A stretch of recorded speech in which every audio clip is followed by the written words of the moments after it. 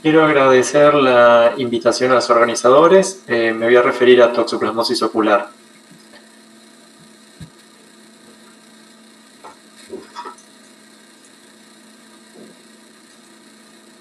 La toxoplasmosis es una parasitosis endémica producida por el parásito Picomplexa Toxoplasma gondii. Es una zoonosis. Eso implica que además de afectar al ser humano, va a infectar a múltiples animales de sangre caliente, incluyendo aves y a peces. Se calcula que aproximadamente 1/3 de la población mundial se encuentra afectada por Toxoplasma gondii. Y la toxoplasmosis es la principal causa de uveitis posterior en el mundo. El parásito va a adquirir distintas formas de acuerdo al momento en que se encuentre en su ciclo de vida. En la figura A pueden observar quistes en las heces de felinos. En la figura B, la forma denominada bradizoito, que es la forma de duplicación lenta parasitaria, que en la figura B pueden llegar a observar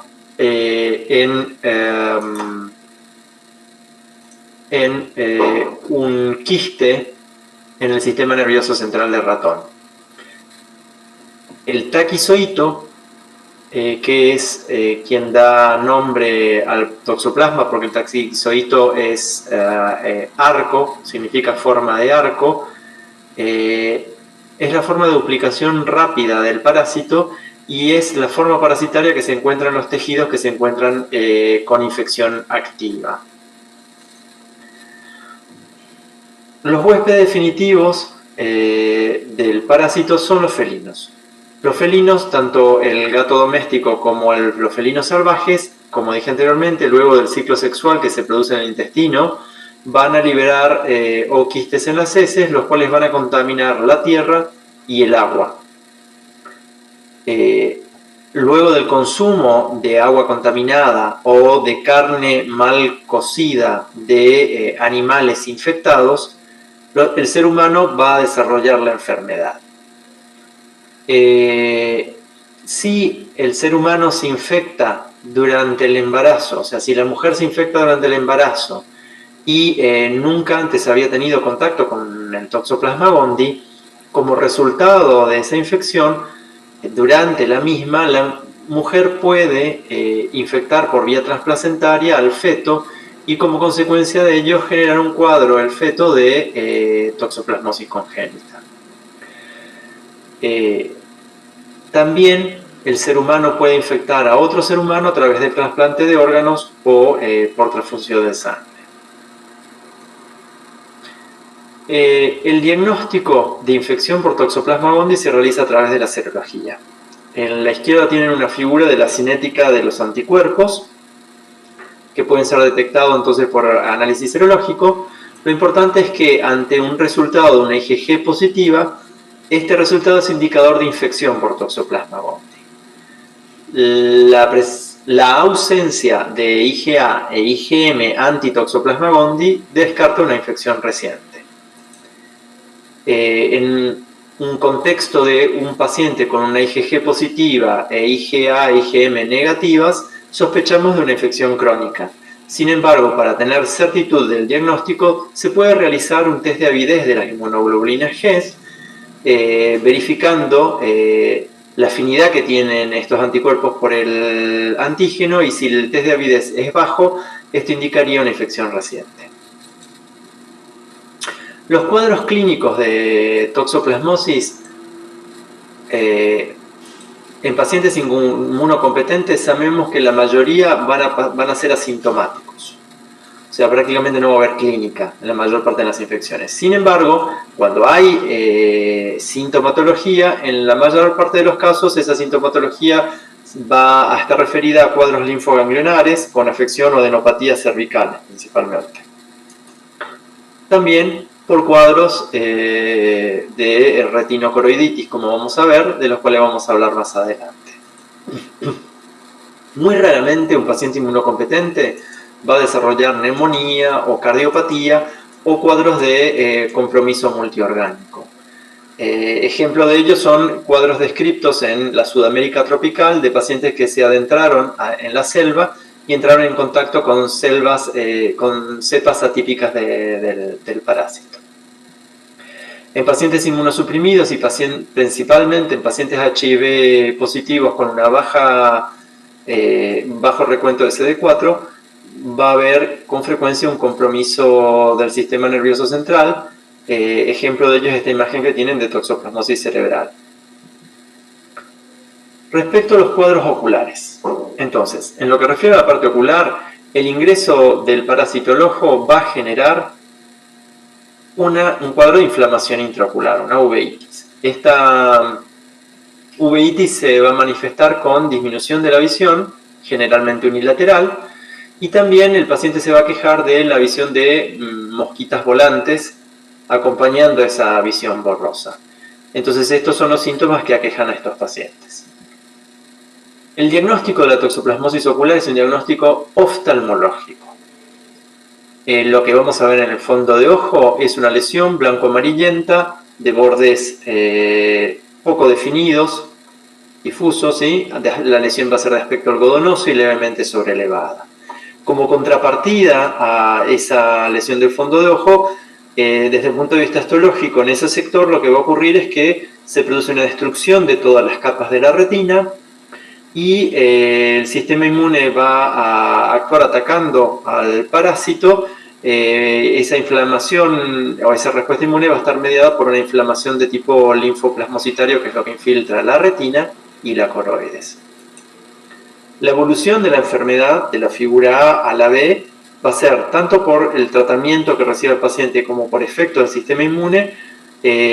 Vamos a ver un aplanamiento de la lesión de retinocoroiditis con bordes un poco más netos a medida que pasan las semanas, y a medida que pasan meses a años, el área de retinocoroiditis va a ser reemplazada por una cicatriz retinocoroidea, que básicamente va a ocurrir la pérdida de tejido retinal y coroideo, va a hacer que nosotros podamos ver en el fondo de ojo a la esclera que va a quedar expuesta, por lo cual vamos a poder ver una mancha blanca que va a tender, a medida que pasan los meses, a pigmentar desde el exterior, o sea, desde los bordes hacia el centro, pigmentación centrípeta. Es algo típico de la lesión de retinocoroiditis toxoplásmica. A su vez, debemos decir que esta lesión va a estar representada en el campo visual del paciente como un escotoma, y que en lo que respecta desde el punto de vista parasitario, en los bordes de la lesión cicatrizal va a existir una forma de duplicación lenta del parásito, del bradizoito, que se va a encontrar en quistes como los que le mostré la foto de quistes de bradizoitos con bradizoites en el sistema nervioso central. Bueno, ¿qué ocurre? ¿O qué puede ocurrir? Ante eventos que aún desconocemos, desde los bordes de una cicatriz pigmentada, puede producirse la reactivación y transformación del bradizoito a taquizoito, y este parásito puede despertar de su latencia y provocar una nueva área de retinocoroiditis que ven aquí, lindante o cercana a la cicatriz de lesión anterior. Este cuadro se denomina de reactivación de retinocoroiditis toxoplásmica, o RRT. Y en Misiones se corresponde al 80% de los cuadros de toxoplasmosis ocular, es decir, solamente un 20% de los casos que nosotros vemos se corresponden con retinocoroiditis primarias. La mayor parte de los casos son reactivaciones de retinocoroiditis.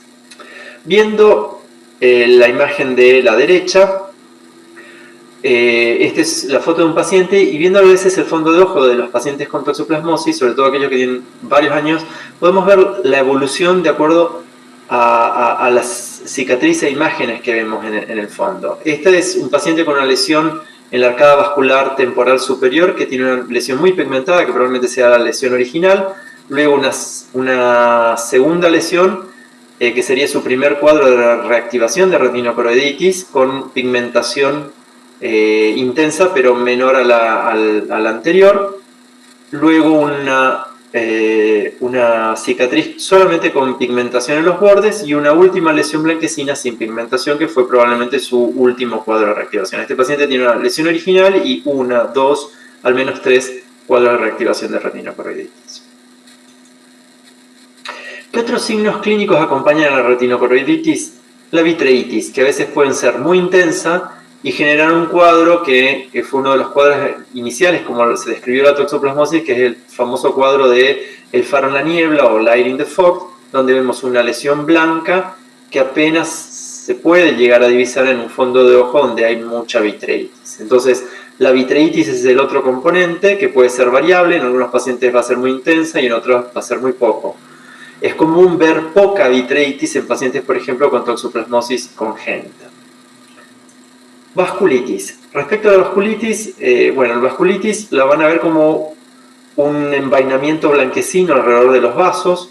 Va a ser con frecuencia o va a estar ubicada cercana a la lesión de retinocoroiditis, es decir, en los casos de vasculitis localizada va a estar cercana a la lesión y puede afectar tanto a arterias como a venas.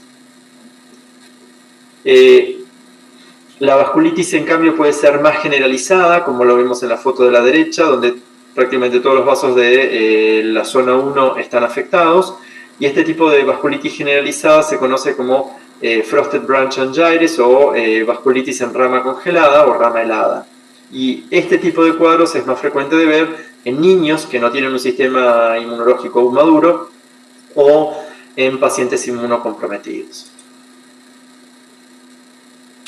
El compromiso del nervio óptico se suele observar en prácticamente 2/3 de los casos de toxoplasmosis ocular. Y la forma de compromiso del nervio óptico fue clasificada por Eckert en el 2007 en 4 formas distintas. Una es la inflamación del nervio óptico estando la lesión retinocoroidea distante del nervio óptico. La segunda es la lesión de tipo yuxtapapilar, donde la lesión de retinocoroiditis está pegada al nervio óptico, que es la segunda forma que describe en frecuencia Eckert.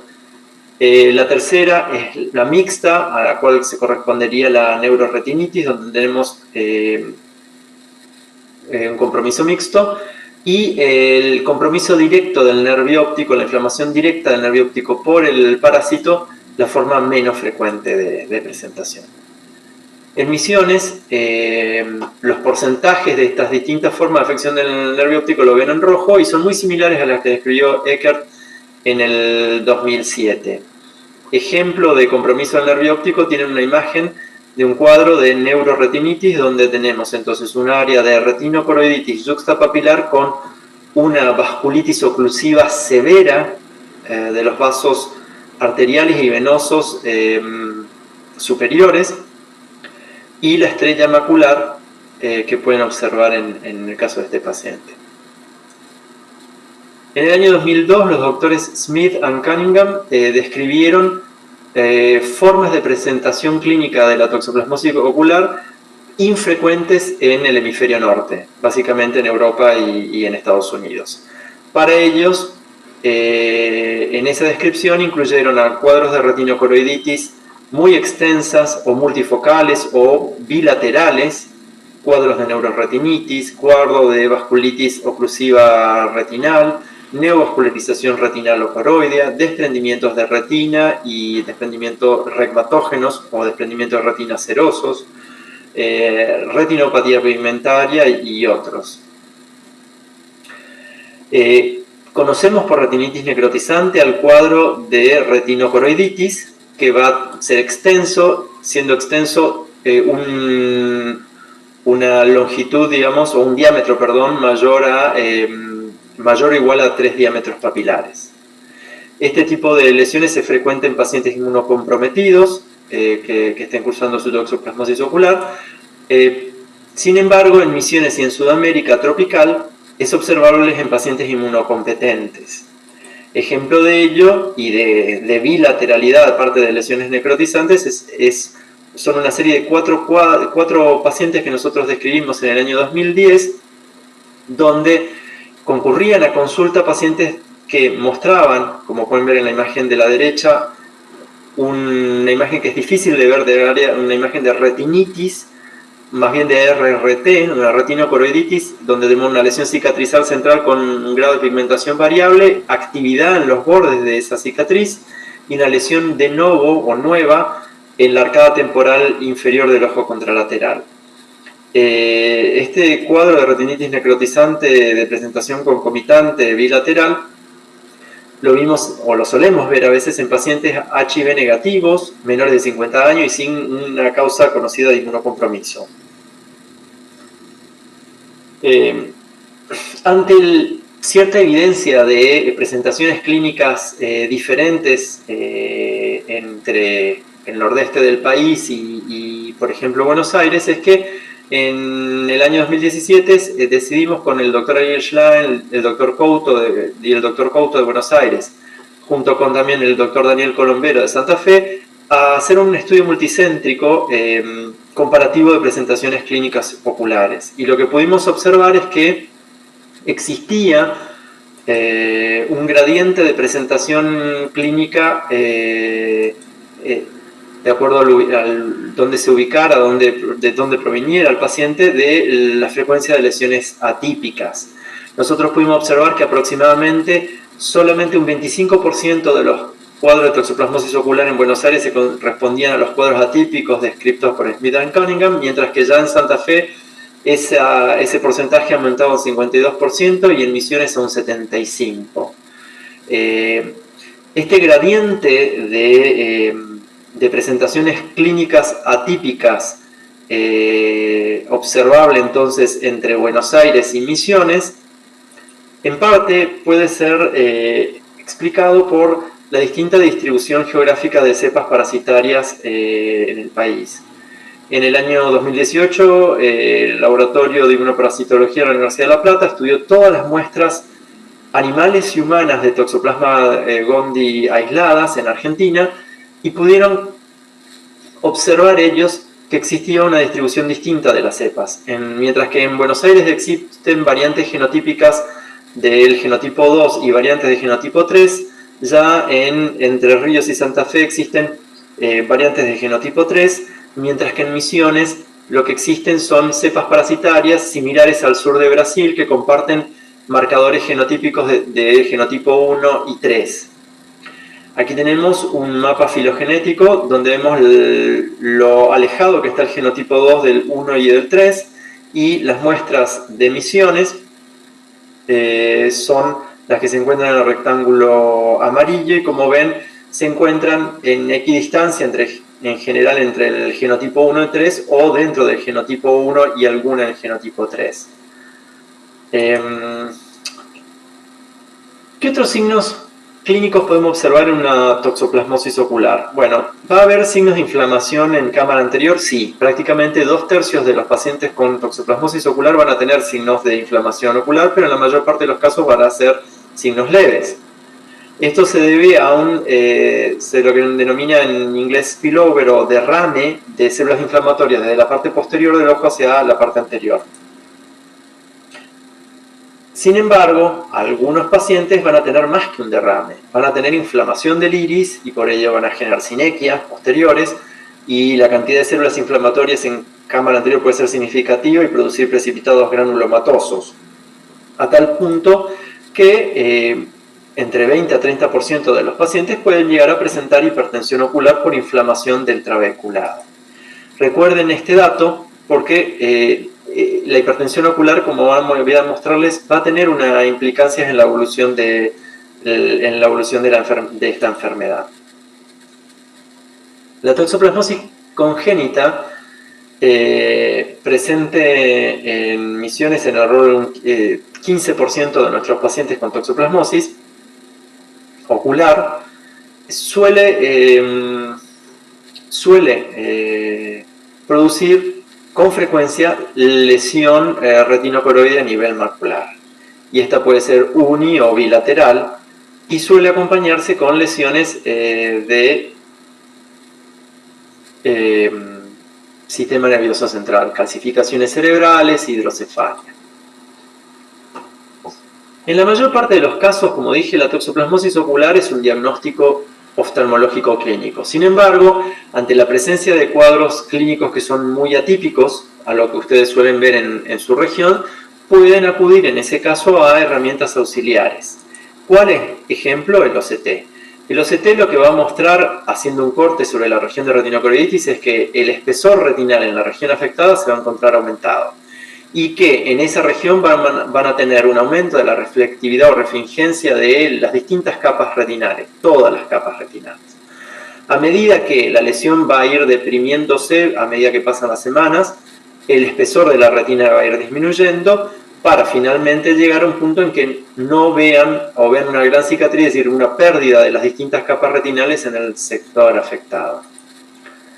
El angio-CT lo que va a demostrar es que los plexos externos vasculares de la retina en el sector de la retinocoroiditis y lo que es la coriocapilaris van a verse oscuras, o sea, va a haber disminución de flujo del plexo externo retinal y de la coriocapilaris sobre el área de la lesión de retinocoroiditis. Sin embargo, el diagnóstico de certeza de la lesión ocular por Toxoplasma gondii lo vamos a tener si hacemos una punción y obtenemos muestra de líquidos intraoculares, sea de humor acuoso o de vitrio. Con esa muestra se puede hacer una PCR para detectar el ADN del parásito. La PCR puede ser una PCR cuantitativa o cualitativa. Ambas van a tener alta especificidad, pero en general ambas, y sobre todo la cualitativa, va a tener baja sensibilidad. ¿Por qué? Porque el parásito básicamente se encuentra en la retina y lo poco de parásito que pueda haber libre en el interior de células inflamatorias en el vitrio, o menos aún en el humor acuoso, va a ser una carga en general baja parasitaria. Es por eso que la sensibilidad en estos casos ronda entre un 25 y 50%, mientras que la especificidad puede llegar al 98%. ¿Existen mayor chances de positividad de una PCR? ¿En qué casos? En pacientes con lesiones muy extensas, en pacientes HIV positivos y en pacientes añosos. El otro test o el otro estudio que podemos hacer es la determinación del coeficiente de Goldman-Whitner. Mediante test que determinen los niveles de anticuerpos intraoculares, por ejemplo un test de ELISA, podemos entonces comparar los niveles de anticuerpos anti-Toxoplasma gondii en humor acuoso, por ejemplo, versus los anticuerpos anti-Toxoplasma gondii séricos, corregidos el de humor acuoso sobre la cantidad total de inmunoglobulinas en humor acuoso y los anticuerpos anti-Toxoplasma gondii séricos versus sobre la cantidad total de inmunoglobulinas séricas, y luego de esa corrección obtener el coeficiente. Si el coeficiente de Goldman-Whitner es mayor a 3, lo que indica es que hay producción local, es decir, intraocular, de anticuerpos anti-Toxoplasma gondii. Y en ese caso, la técnica nos va a estar confirmando el origen etiológico de la uveitis. Es una técnica con alta especificidad, tiene mayor sensibilidad que la PCR y sobre todo si se realiza después de los 10 a 12 días de evolución de la retinocoroiditis toxoplasmática. Tratamiento. El tratamiento de la retinocoroiditis activa en adultos se realiza con drogas antiparasitarias, que pueden ser la pirimetamina y la sulfadiazina, que forman parte de lo que se conoce el esquema clásico de tratamiento, o trimetoprim sulfametoxazol en dosis 160 y 800 miligramos, en lo que se conoce como forte. Estos dos grupos, tanto la primera línea y la segunda línea de antiparasitarios, son inhibidores de la síntesis de ácido fólico y son en realidad el tratamiento de primera línea que tenemos contra el parásito. Sin embargo, ante cuadros de alergia a sulfas, lo que podemos hacer es combinar la pirimetamina con un macrólido, como por ejemplo la citromicina, o combinar la pirimetamina con la clindamicina. En pacientes embarazadas que estén cursando el primer trimestre de su embarazo, podemos hacer un tratamiento local con clindamicina, 1 miligramo en 0,1 mililitros. El tratamiento antiparasitario debe acompañarse con tratamiento corticoideo por vía oral en dosis antiinflamatoria. El tratamiento de antiparasitarios y corticoides debe ser de al menos por 6 semanas y debemos controlar el hemograma y el recuento de plaquetas para ver si baja la serie roja o las plaquetas, y en caso de que esto ocurra se puede dar ácido folínico 15 miligramos 1 o 2 veces por semana. Como nosotros sabemos, la reactivación de retinoscoroiditis pueden producirse dentro, o tienen más chances de producirse, dentro de los primeros 2 años de haberse producido la lesión original. Con lo cual, si queremos prevenir una reactivación, sobre todo porque el paciente o la paciente tiene la lesión afectando parcialmente o está muy cercana a la mácula, podemos tratar de prevenir nuevos episodios de RT que pudieran comprometer a la mácula un poco más, haciendo un tratamiento preventivo. Y este tratamiento preventivo se basa en el uso de justamente inhibidores de la síntesis de ácido fólico en dosis fuerte, como ven acá, 3 veces por semana, lunes, miércoles y viernes, por ejemplo, durante 2 años. Complicaciones de la toxoplasmosis ocular. Las complicaciones más frecuentes son la presencia de membranas epirretinales cercanas al sitio de la retinocoroiditis, la obstrucción de ramas venosas o arteriales retinales, si hay inflamación crónica, catarata, y la inflamación crónica y persistente puede también dar origen a algo que es más infrecuente, como la neovascularización retinal o coroidea, o peor aún al desprendimiento traccional de retina, que por suerte son infrecuentes. En Misiones, desde hace 4 años estamos estudiando la respuesta inmune, 5 años en realidad, en pacientes con toxoplasmosis ocular. Entonces, durante episodios de reactivación de retinocoroiditis, lo que hicimos fue a pacientes medirle los niveles del principal efector de la respuesta inmune antitoxoplásmica, que es el interferón gamma. Y lo que pudimos observar es que los pacientes con toxoplasmosis ocular tienen una dispersión muy alta en su resultado de interferón gamma en el humor acuoso. Pero tomando la mediana de los resultados, pudimos clasificarlos a estos pacientes en altos productores o bajos productores de interferón gamma en el humor acuoso. Y lo que pudimos observar comparando estos resultados con la clínica fue que en general los pacientes con RT que eran altos productores de interferón gamma en el humor acuoso en general resolvían su cuadro de toxoplasmosis ocular con tratamiento clásico en 6 a 8 semanas, y la gran mayoría de ellos tenía hipertensión ocular concomitante. Mientras que por el contrario, los pacientes que eran muy bajos productores de interferón gamma, y sobre todo aquellos que tenían un coeficiente o cociente interferón gamma IL-10 menor a 1, es decir, que tenían más interleuquina 10 en humor acuoso que interferón gamma, eran pacientes que tendían a cronificar su toxoplasmosis ocular, a generar una vitilitis crónica persistente, y algunos de ellos desarrollaron complicaciones. Un paciente dentro de nuestro grupo estudiado, por ejemplo, de desprendimiento de retina. Ante este cuadro es que nosotros dijimos, bueno, ¿existe alguna manera de prever qué niveles de interferón pueden tener nuestros pacientes en el humor acuoso, pero sin tener que pincharle el ojo y obtener una muestra a través de una paracentesis? Entonces decidimos estudiar las células linfomonucleares periféricas de los pacientes a los que ya le habíamos obtenido muestra de humor acuoso y analizado el humor acuoso durante la actividad. Entonces lo que hicimos fue, durante el periodo cicatrizal, tomar sangre, separar las células linfomononucleares, cultivarlas, exponer esas células linfomononucleares a lisado total de parásito, y a las 24 horas de la exposición de esas células al lisado parasitario, tomamos el sobrenadante del cultivo y medimos interferón gamma del sobrenadante. Y lo que pudimos observar fue de que este test, que se denomina IGRA o Interferon Gamma Release Assay, o ensayo de liberación de interferón gamma, es que Los valores que obtuvimos en el sobrenadante fueron muy similares a lo que observamos en el humor acuoso durante la actividad. Esto de alguna manera nos puede servir como un análisis para tener ideas si el paciente puede ser clasificado como alto productor o bajo productor de interferón gamma en el caso de un cuadro de retinocoroiditis.